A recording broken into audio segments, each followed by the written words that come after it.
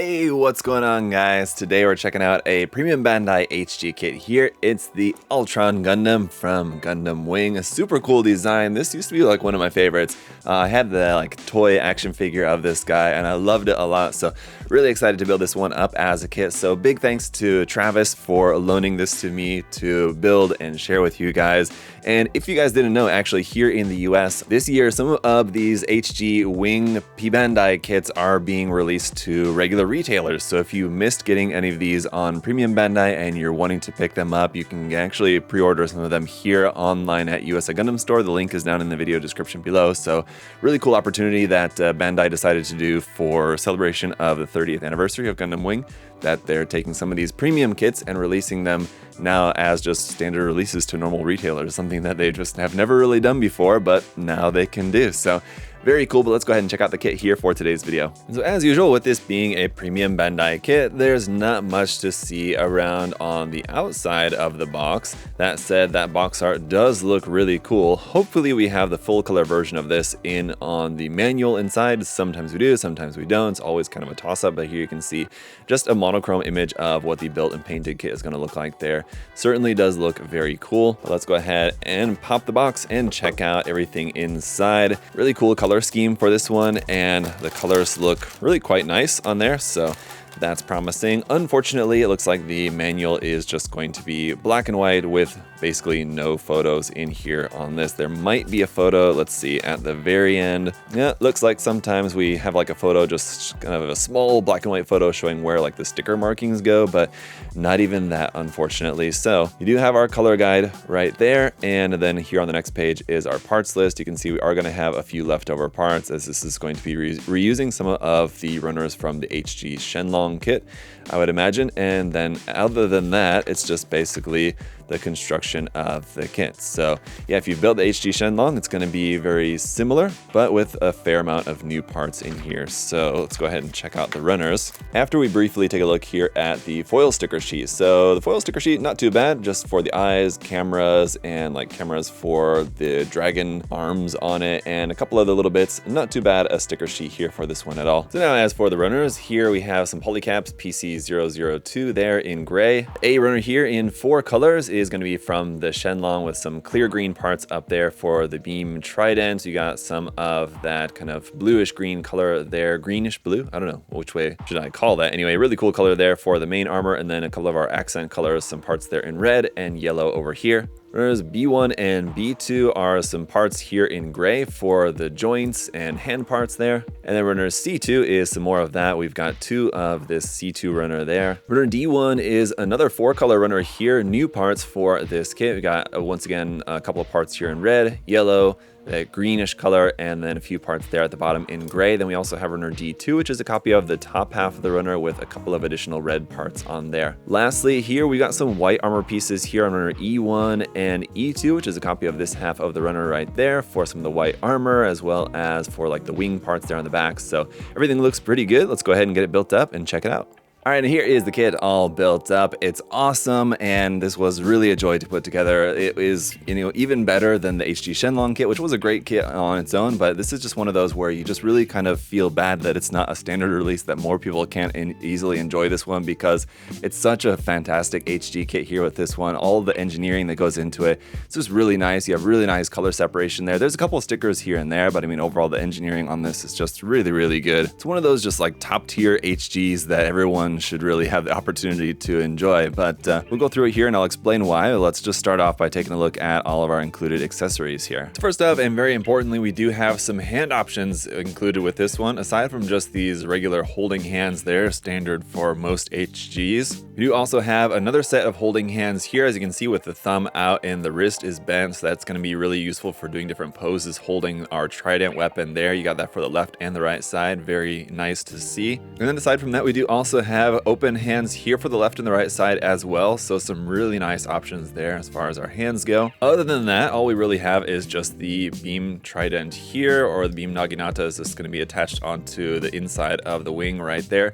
You can swap that part to the other side if you want. It's just a little circular white piece or gray piece. The manual has you put it in here on this side. You could put it on the other side if you wanted to, or if you have two of the kit, you could put two of them up there. But here we have it in the inactive state here. The beam effect won't fit into this. If you wanted to just like use it like this with the beam effects, you would have to modify it, because the beam effects are going to be plugged in here to the active form, which is extended out like this. But you'll notice this does not have a little tab in the handle. You may have noticed that here on the inactive form has that little tab. That's actually not for plugging into the hand, but just for plugging onto the backpack right there. The active form doesn't have that, but what we do have is a couple of like thicker spots. So you can see it's thicker here in the center and then here and here. So that'll be good just because it'll fit better in the hand. If you try to put the hand on one of the thinner spots of the handle here, it won't have like a tight grip on it, and this will turn and rotate. It'll be sort of loose in the hand. So the beam effects here are really nice, just easy to remove if you just wanted to have like one active and not both. But that's really about it for our weapons and accessories, just hand options and then our one single weapon. But just to talk some more about the kit here, because obviously we've got some cool gimmicks to go over. I just want to first go over where the stickers are going to be. So we got stickers for the head cameras up there, two at the top, and then stickers, a sticker for the eyes there, of course, a little green sticker here on the front of the chest. And that's really about it for the main body. The rest of the stickers are going to be here on the dragon heads attached to the forearm. So you'll notice here on the underside, that center part right there where that black lining is, that's a sticker to cover that up. Otherwise that would just be a white part right there. So you got that green to cover that. We also have stickers for the eyes there. That's just a green part underneath. You do have that, like that eye detail is molded in. It would be easy enough to paint in if you wanted to paint that, but the sticker is going to give us that black and metallic green there for the eyes.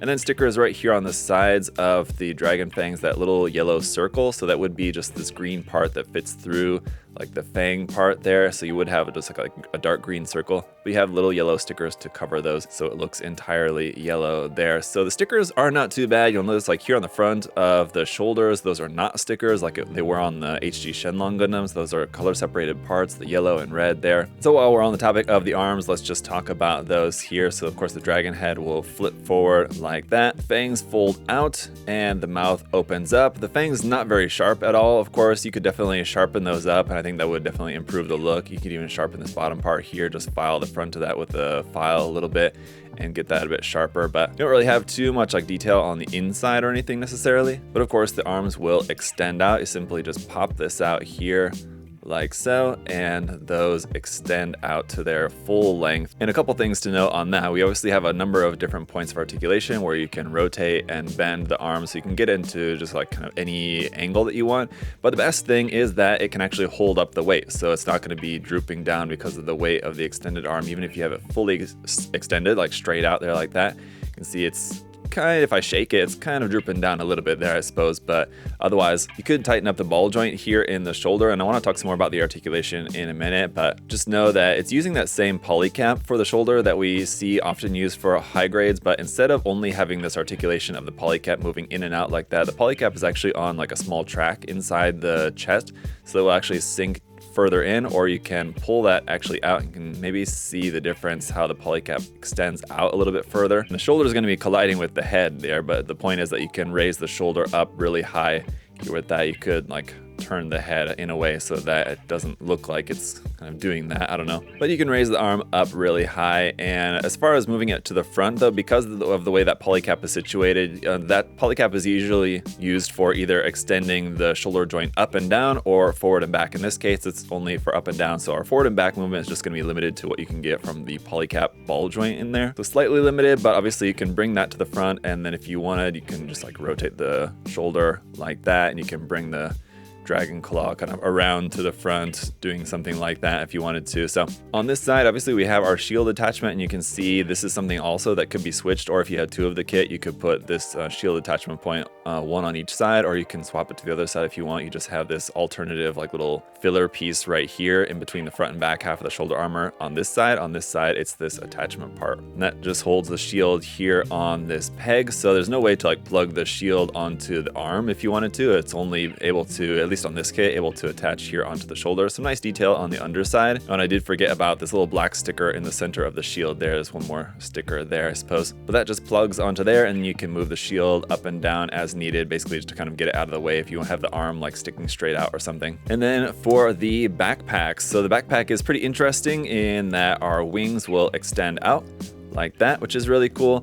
The neck part of like the dragon head for like the beam gun here at the back of the backpack only has a couple of points of articulation, so you would think it might be jointed between each segment there. Unfortunately, it's not. There's a joint at the base, and there's a joint in the middle, and then there's a joint for like the head here at the very end. So you can kind of move it a little bit like that, up and down, and then we can remove the dragon backpack here entirely. And one thing that I like about this is that it doesn't look like it's missing something now. The backpack still looks like a complete backpack there, just with like this kind of detail in the center and the thruster bells there. The backpack here, however, then on its own, you could have this just kind of flying like that. You can kind of turn the head around or something, but because we don't have enough articulation points in the neck, you can't like make it looking straight. You can't have it going straight, and there's also no attachment point for plugging this onto an action base if you wanted to. It would be very easy to modify that. Just drill a 3mm hole in there, and then you can attach this onto an action base if you wanted to have this flying separately like that. And again, the wings can open up out to the side. And I like even the detail of this gray vent part right there. You have a separate yellow part for this part right here, a separate gray part here for the barrels of the beam gun there at the top, and some nice detail throughout. You will have a seam line, but it's just hidden as a panel line going down the length of the wing there, so no need to worry about that. And then also just wanted to point out to you guys that this backpack is attached via the standard 2-peg adapter system here. So if you wanted to swap this backpack entirely with a different kit or put a different backpack onto this kit, you can do that easily. And let's also talk a little bit more about some of the articulation, because there's a couple of fine points in particular that I want to point out to you guys. The head, that's just going to be on your kind of standard double ball joint there, so you have just kind of the usual movement there for that. Nothing really too noteworthy, but here in the chest, aside from the polycaps, which I mentioned a moment ago, you do also have this front center part right there, the red part. The lower red part is also on a small track, so that's going to move up and down when you bend the chest in and out. You can see that part is going to tuck up inside and then extend back out when you move the chest in and out. So you guys can see how that center red piece is moving in and out there when we move the chest forward and back. So when you're doing that ab crunch, that part will tuck into the chest there slightly. And then aside from that, here in the waist section, this part will also lift up and down where the back skirt is attached onto this part, but that will again basically aid in the ab crunch for articulating the torso even farther forward like that. And while I've got the torso off there, I just want to point out a couple of other things about the skirt armor here. You do have this gray part for the underside of the skirt armor, very nice, and for the front skirts, the white part feeds through to the front for the little vents there. So that's really awesome, because that's going to make that easier to paint on the underside there. Some nice detail, but yeah, so nice details here around on the skirt. Might as well just leave the top half off the kit for the moment to talk about the legs here. The thigh armor is a single piece, so no seam line there. The lower leg is also not going to have any seam lines, as the seam here where you would have one on the back is just hidden as a panel line there once again. Really cool part here on the front, the little spike sticking out is actually attached onto the ankle armor. And when you move the ankle, that will move, and there's like a gap in the shin armor where that tucks into the shin. So when I move this forward, you can see how that moves inside, in and out there like that. So again, really cool detail for that little part. Of course, we've got a nice double joint here for the knee. It's going to give us a nice full bend there.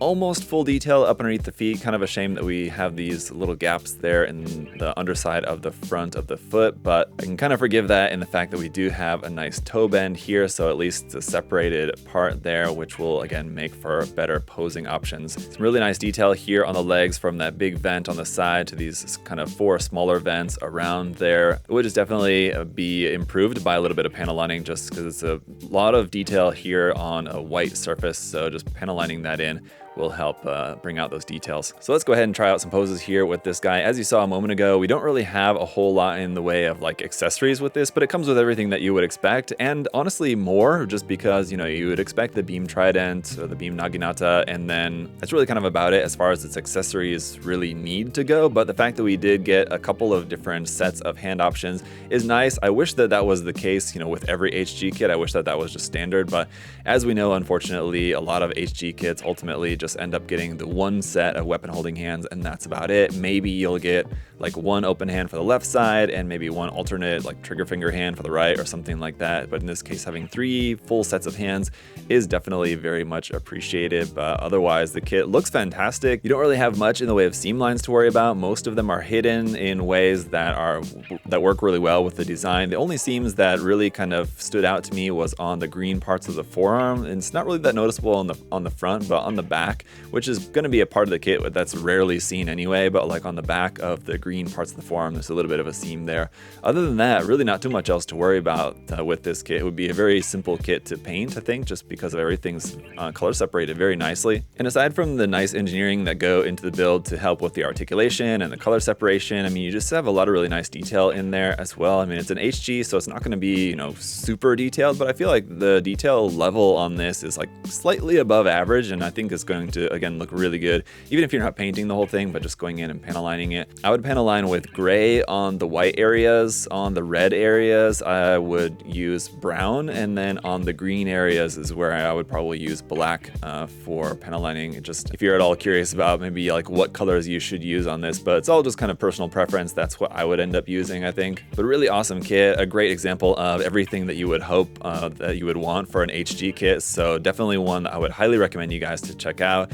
This was a P-Bandai kit, and I guess still is technically, but the fact that this is getting released along with the other HG Wing P-Bandai kits, that we're getting these like as kind of standard releases here in the US anyway, is really awesome. So if you guys have not pre-ordered this, I believe we do still have pre-orders open for this here at USA Gundam Store. They should be arriving pretty soon. I believe this in the fall at some point. So if you haven't already got this through Premium Bandai, this and the other HG P-Bandai wing kits will be available just through your standard retailers here in the US anyway, which is awesome. So definitely check them out. If you guys have any other further questions or comments about this kit, let me know in the comment section below. Have you built it already? What did you think about it? I was thoroughly impressed with this. Definitely a really nice build. But let me know your thoughts down in the comment section. And yeah, if you want to check out some more kits for yourself, you can check the link in the video description to USA Gundam Store, where we got this and other kits available there on the website. And that's just about going to do it for this video, guys. Thank you all so much for all of your support, leaving a like, making sure that you're subscribed.